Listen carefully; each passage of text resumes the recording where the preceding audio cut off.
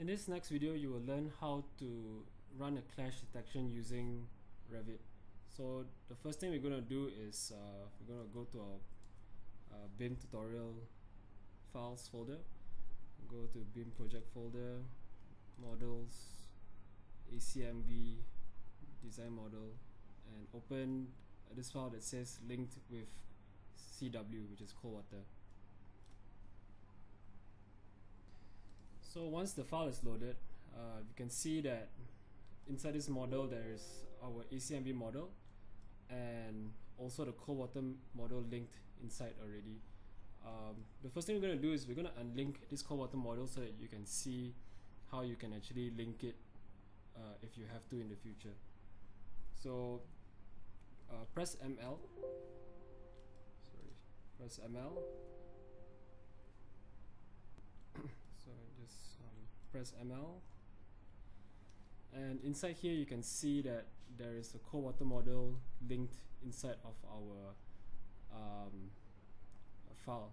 So I'm just going to remove it first so that we can relink it inside. So remove.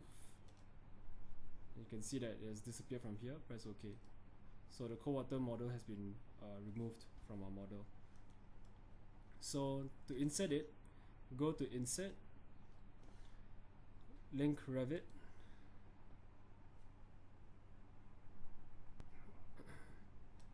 browse to our BIM tutorial files under BIM project folder, models, cold water, design model, and let's link this file that says tutorial sample with cold water design. Ensure that this is origin to origin and click on open.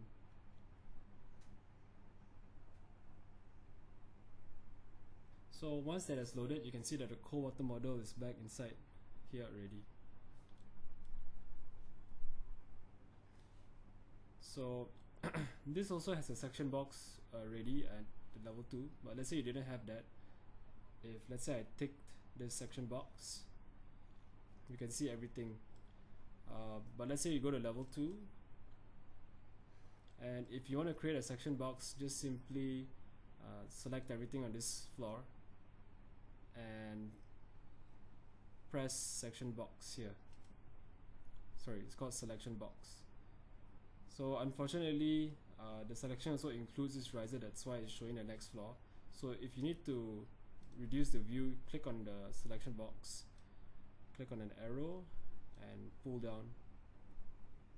Okay, pull down further.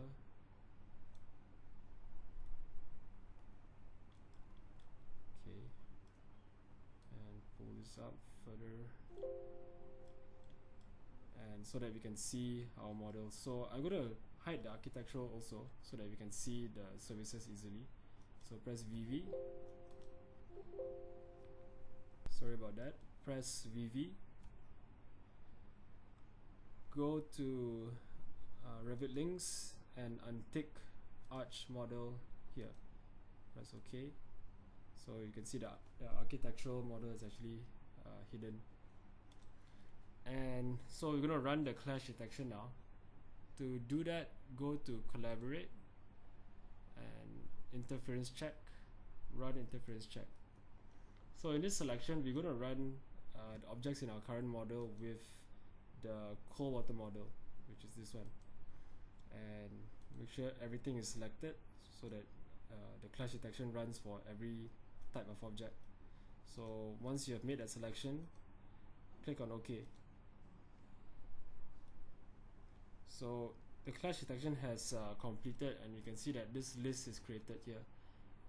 So the first clash issue you can see, if you click here, you can see that it's based on these two objects. So if let's say the object, the model is huge, if you need to zoom into a particular issue, you can select the item in the current project. Make sure you always select the current project item, not the linked model. So click on that and you can click on show, and it will bring you to a view where the clash is happening. Over here, there's one clash issue between the duct, air terminal, and the pipe. The next issue is the duct and the pipe, and this duct and this pipe. So assuming that I can solve this issue by moving this toilet duct up, so let's say offset from 3500 to 4000, and we can see visually now that it's not clashing anymore, but it's still here. So once you press the refresh button, you can see that all the issues disappear, and press close. So this is basically a simple demonstration of how the clash interference check actually works in Revit.